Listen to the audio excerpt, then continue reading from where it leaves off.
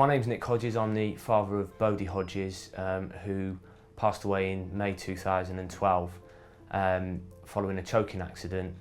But Bodie became an organ donor and saved the lives of 4 other children. And we spent almost 2 weeks in hospital at the Leicester Royal Infirmary. First 5 days where Bodie was fighting for his own life. And towards the end of the 5 days, when we realised that there was probably very little chance that Bodie was going to actually survive, we were approached by the specialist nurse for organ donation to discuss the kind of pathways should we decide that we wanted Bodie to become an organ donor. That was the initial contact that we had with a specialist nurse, and where the kind of relationship started. There was a realisation almost that confirmed that Bodie probably wasn't going to survive, but he'd already let us know in his own way around 24 hours before. But it turned out to be a conversation that's one of the most important ones that we've ever had in our lives.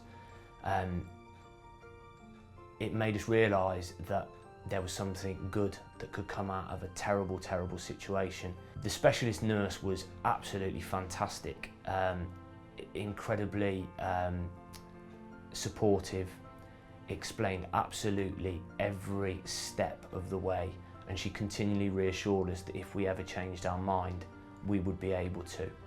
If Bodie ever showed signs that he wasn't going to be able to survive as long as being to become an organ donor, that again, it didn't matter. We would just do what we could, and they would support us every step of the way. I think it's really important for us that we know that families feel supported regardless of what their decision is in relation to organ donation. So knowing that at the end of somebody's life, their family's wishes and that person's wishes are being supported in the best way that we can do that.